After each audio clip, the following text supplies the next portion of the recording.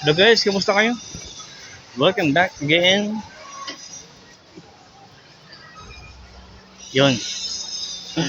Congrats to Germany. Champion sa FIBA Europe. Grabe ganda na laban. Kala makatalo ang Germany.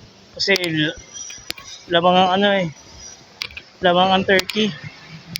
Nung first half. Yun.